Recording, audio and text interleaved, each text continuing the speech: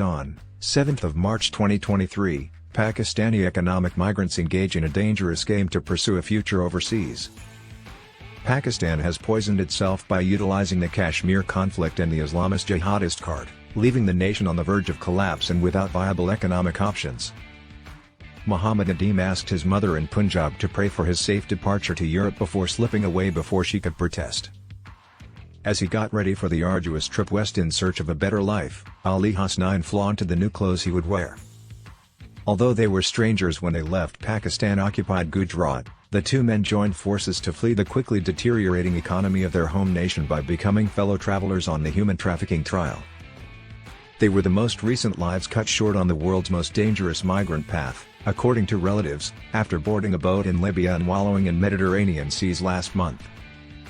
"When we first learned the news, it felt like heaven had collapsed," recalled Nadeem's mother, Kasser Bibi, as his wife screamed in another room. In their modest concrete husk of a family home, she told AFP, "I cannot endure this pain." Pakistan's economy is in a tailspin. Decades of poor management, Islamization, the Kashmir conflict, a corrupt military, and political instability have all contributed to a severe downturn that has depleted dollar stockpiles, sparked out-of-control inflation, and led to a large number of factory closures. Pakistanis are encouraged by their desperate circumstances to travel to Europe via dangerous, illegal routes. When Nadeem, 40, left for Italy a few weeks ago via Dubai, Egypt, and Libya, he only earned 500 rupees to 1,000 rupees, $1.80 to $3.60, daily in a furniture shop to support his wife and 3 boys. His 20-year-old sibling, Muhammad Usman, expressed happiness that he was traveling for the benefit of his children and that it would improve their future. After arranging the 2.2 million rupees, $8,000, loan to pay the agent, Nadeem confided to an acquaintance that he was looking forward to a straightforward passage. "There is no issue, and the water is calm." Using a euphemism made famous for the unlawful odysseys, he said, "I'm in the game."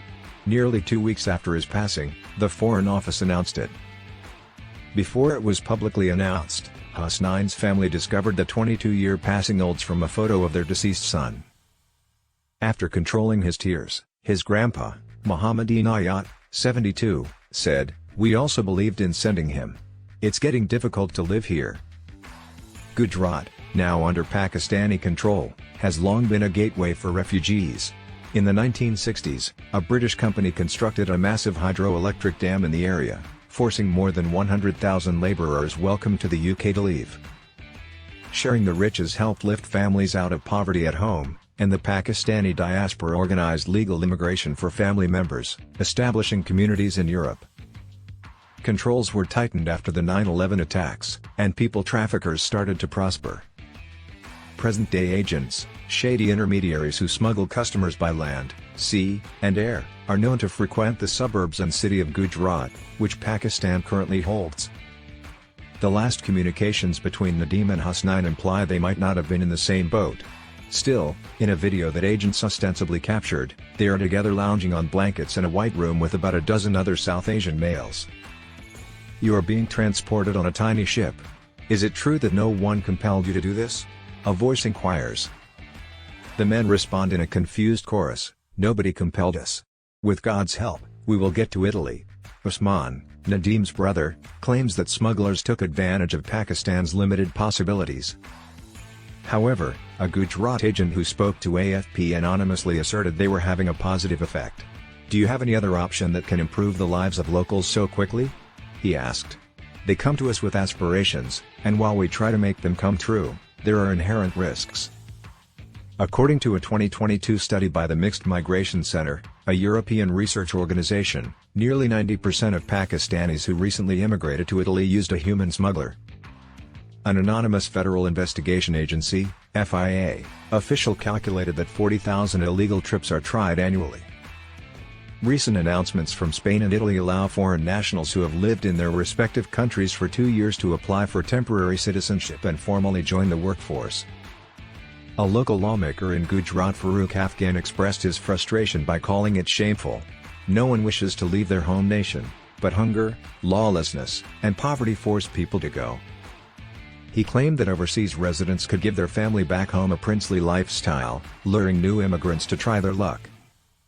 The hamlet of Bakravali, located outside of Gujrat, is an outcrop of white and pastel-colored homes stacked like wedding cakes amid wheat fields irrigated by irrigation pumps. One local said, "You won't find a house where they haven't attempted to send one of their kids to Europe." After sending his 3 boys to Barcelona, former farmer Malik Nawaz constructed his villa with a new 4x4 parked outside and gold filigree furniture inside. In 2006 and 2020, one traveled lawfully while the others used agents, and all of them now can work, according to Nawaz. By leading frugal lives, they can save up to 1.2 million rupees, $4,300, to bring home monthly. Faizan Salim, a neighbor, attempted to migrate to Spain but was repeatedly removed from Turkey, costing him hundreds of dollars.